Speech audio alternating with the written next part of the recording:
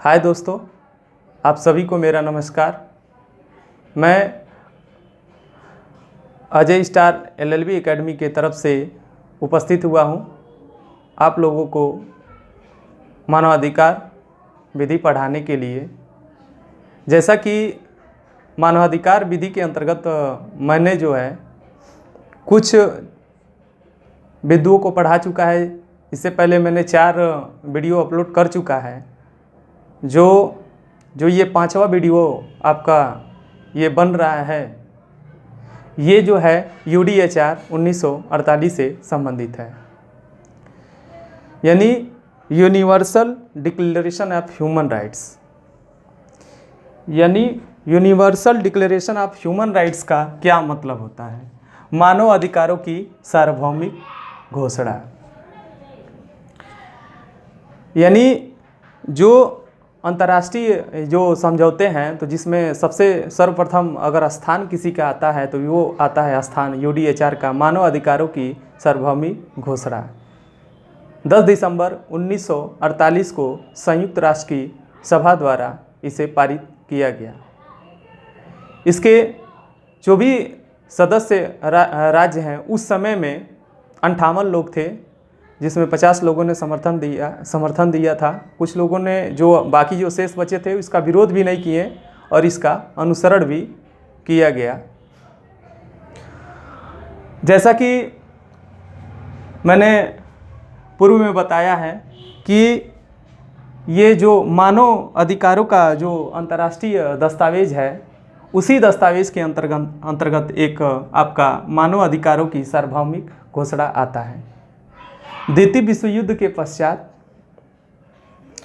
जब संयुक्त राष्ट्र सब की जब सभा हुई, उसी समय यह विचार विमर्श किया गया कि जो भी सदस्य देश हैं,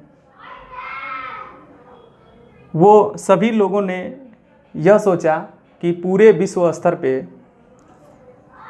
जितनी भी मानव जाति हैं, सबके लिए समान अधिकार होंगे विश्व स्तर पे और समान स्वतंत्रताएं होंगी। और इन समान अधिकार और समान स्वतंत्रताओं के साथ साथ मनुष्य की डिग्निटी का भी ध्यान रखा जाएगा। बड़ी विश्वास के साथ इस संस्था का गठन किया गया। इसमें भी अध्यक्ष जो हैं, वर्तमान में इनके जो संयुक्त राष्ट्र संघ के जो महासचिव हैं, एंटोनियो गुटरेस ही इसके अध्यक्ष भी हैं। यानी ये मानव अधिकारों की जो सार्वभौमिक घोषणा जो पढ़ा जाता है, इसके अंतर्गत 30 अनुच्छेद बताए गए हैं और तीनों अनुच्छेदों का वर्गीकरण निम्न कोटियों में किया गया है। कोटियों के अंतर्गत 4 कोटियों में इसका वर्गीकरण किया गया है। पहले कोटि के अंतर्गत जो मानव अधिकारों की जो सार्वभौमिक घोषणा है, यानी 1 से लेके जो 30 तक का अनुच्छेद है, उसमें पहला 1 से लेके 2 तक का जो कोटि है, उसको सामान्य श्रेणी के अंतर्गत रखा गया है। दूसरा जो उसका कोटि बनाया गया है, ICCPR को ध्यान में रखते हुए उसको बनाया गया है। अनुच्छेद 30 से लेके 21 तक में इसका वर्णन किया गया है। जो तीसरा है ICESCR, अर्थात अनुच्छेद 22 से लेके 27 तक में इसका वर्णन किया गया है। और जो अंतिम जो है आपका 28 से लेके 30 तक में वर्णित किया गया है।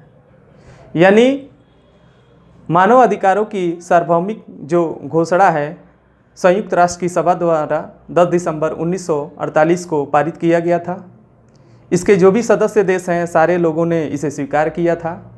ये अंतर्राष्ट्रीय स्तर पे ये जो संस्था है, काफ़ी देशों को प्रेरित किया है और जो भी देश हैं, सारे लोगों ने UDHR के जो सिद्धांत दिए गए हैं अपने अपने संविधान में, अपने अपने अधिनियमों में, और कुछ तो न्यायालयों को विनिश्चयों के माध्यम से इसे अपने अपने देश के अंदर शामिल किया गया है। यानी सबसे पहले अब प्रश्न यह उठता है कि इसमें कि इसका महत्व क्या है, मानव अधिकारों की सार्वभौमिक घोषणा का क्या महत्व है। तो मानव अधिकारों की सार्वभौमिक घोषणा का यही महत्व है, इसका यही उद्देश्य है कि सभी मनुष्य जो हैं स्वतंत्र पैदा होते हैं, और जब सभी मनुष्य स्वतंत्र पैदा होते हैं तो उनको समान अधिकार भी मिलने चाहिए, चाहे स्त्री हो चाहे पुरुष हो, सबको समानता का अधिकार मिलना चाहिए और उनकी गरिमा को संरक्षित रखा जाए। इन अधिकारों की सुरक्षा के लिए संयुक्त राष्ट्र की महासभा द्वारा UDHR को पारित किया गया और सदस्य राज्यों ने इसे स्वीकार किया। कुछ विधिशास्त्रियों का यह मानना है कि क्या ये मानव अधिकारों का जो सार्वभौमिक घोषणा है उसका कोई विधिक महत्व है कि नहीं है। मानव अधिकारों की सार्वभौमिक घोषणा का क्या विधिक महत्व है। ये विधिक महत्व से क्या तात्पर्य है, लीगैलिटी से होता है। इसका तात्पर्य विधिक लीगैलिटी इन्फोर्समेंट से होता है। क्या मानव अधिकारों की सार्वभौमिक घोषणा का परिवर्तन कराया जा सकता है। अगर किसी व्यक्ति का या किसी विश्व के जो भी हम लोग पूरा विश्व जो है एक परिवार है, किसी परिवार के सदस्य मेंबर के अगर किसी मानव अधिकार का उल्लंघन होता है तो क्या हम उसको अंतर्राष्ट्रीय स्तर पे उसका परिवर्तन करा सकते हैं। यानी पूरे विश्व ने मानव अधिकारों की सार्वभौमिक घोषणा को स्वीकार किया। इसका मानव अधिकार का विधिक महत्व क्या है। तो कुछ विधिशास्त्रियों ने ये कहा है कि इसका कोई विधिक महत्व नहीं है, इसका हम इन्फोर्समेंट नहीं करा सकते हैं, बस ये एक तरीके की घोषणा है और सारे लोगों ने, जो भी संयुक्त राष्ट्र संघ के जो मेंबर हैं, सारे लोगों ने इसे स्वीकार किया है। इसका कोई विधिक महत्व नहीं है। जिसमें प्रमुख विद्वानों में जो प्रथम उनका स्थान आता है, लाटरपैट का यह मत है या उनका यह विचार है कि मानव अधिकारों की जो सार्वभौमिक जो घोषणा 1948 का जो इसका प्रभाव है, इसका कोई विधिक प्रभाव नहीं है, यह विधि का बल रखता ही नहीं है। यह सिर्फ एक प्रस्ताव है, एक घोषणा है। अब सदस्य जो भी संयुक्त राष्ट्र संघ में इस समय जो इसके UDHR के जो मेंबर हैं, इस समय 192 मेंबर हैं। अब इन मेंबरों की इच्छा पे छोड़ दिया गया है कि चाहे तो वो उसका परिवर्तन कराएं, चाहे तो वो उसका परिवर्तन न कराएं। बस ये इसकी सदस्य राष्ट्रों के द्वारा बस सिफारिश की जा सकती है। इसका विधिक कोई प्रभाव नहीं है, इसका विधिक रूप से कोई मूल्य नहीं बताया है। इसीलिए इसको यह मानव अधिकारों की सार्वभौमिक घोषणा को कमजोर साबित किया जाता है। किंतु जो स्टार्क एक और महान विद्वान हैं, विधिशास्त्री हैं अंतर्राष्ट्रीय स्तर के, उनका यह मानना है कि सिर्फ आलोचना करना ही मानव अधिकार का कोई मूल्य नहीं है। सिर्फ यह कहना कि आलोचना कर देने से कि मानव अधिकार एकमात्र घोषणा है, उसका कोई विधिक महत्व नहीं है, इस आलोचना कर देने से उसका कोई मूल्य नहीं सृजित हो जाता है। यानी इसका वर्तमान स्थिति में इनके अनुसार, इनके कथनानुसार मानव अधिकारों की सार्वभौमिक घोषणा का विधिक महत्व है, इसका वैल्यू है, मूल्य है, इसका परिवर्तन भी कराया जा सकता है। कुछ अंतर्राष्ट्रीय स्तर पे कुछ विवाद होने की स्थिति में कुछ केस भी गए। उन केसों के माध्यम से, वाद के माध्यम से न्यायालय ने, अंतर्राष्ट्रीय न्यायालय के द्वारा यह स्पष्ट कर दिया गया कि मानव अधिकारों की सार्वभौमिक घोषणा का भी विधिक महत्व है, इसका परिवर्तन कराया जा सकता है। ये वाद जो है सर्वप्रथम कोलंबिया बनाम पेरू का जो वाद है 1950 में ऐसा देखने को मिलता है। उस वाद में इसका विधिक महत्व को स्वीकार किया गया था। दूसरा वाद जो है एंग्लो ईरानियन तेल कंपनी 1955 के वाद में भी इसके विधिक महत्व को न्यायालय द्वारा स्वीकार किया गया है। नाटे बम का वाद जो तीसरा है, इसमें भी इसके विधिक महत्व को स्वीकार किया गया है। यानी अब भारतीय स्थिति में इसकी क्या महत्व है, भारत में इसकी क्या विधिक महत्व है। तो भारत में क्या जब भारत भी इसका मेंबर है, सदस्य इसका बना हुआ है, तो इसको भारत में यूडीएचआर को कहाँ तक स्वीकार किया गया है? इसका भारत में कोई वैल्यू है कि नहीं, मूल्य है कि नहीं?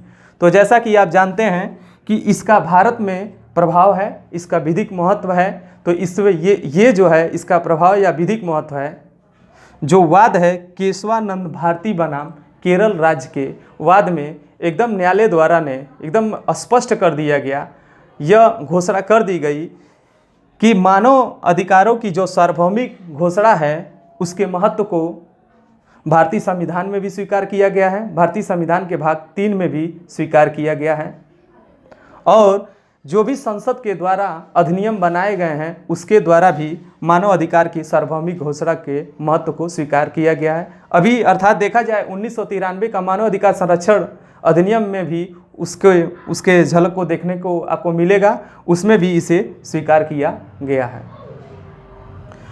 इसके साथ साथ न्यायालय के द्वारा जो विनिश्चय किया जाता है, किसी न्यायालय के समक्ष जो भी मामले जाते हैं, तो न्यायालय जब मामला डिसाइड करता है उस स्थिति में कुछ वो सिद्धांत प्रिंसिपल को भी प्रतिपादित करता है, वह भी एक पूर्व निर्णय के ही तरह कार्य करता है, वो भी एक विधि का ही बल रखता है। उस स्थिति में न्यायालय द्वारा भी उसका परिवर्तन कराया जाता है। यानी न्यायालयों के विनिश्चय में भी अंतर्राष्ट्रीय मानवाधिकारों की जो सार्वभौमिक घोषणा है उसका प्रभाव आपको देखने को मिलता है।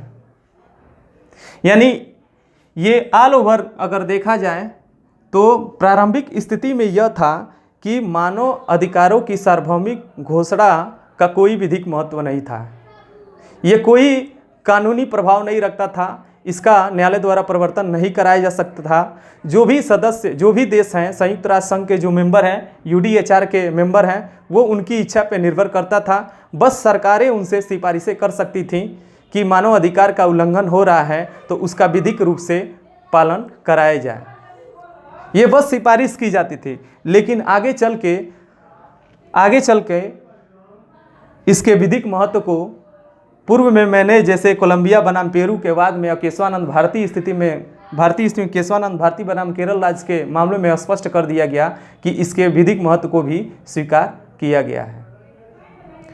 अब इसके अतः वर्तमान स्थिति यह है कि अब इसका हम न्यायालय द्वारा परिवर्तन करा सकते हैं। इसके साथ साथ इसके अलावा भी जब ये देखा गया कि और इसका विधिक रूप से और इसको विधिक रूप से मजबूती प्रदान किया जाए, इसीलिए अलग से मानव अधिकारों की अंतर्राष्ट्रीय स्तर पे प्रसंविधाओं का जन्म हुआ। यानी ICCPR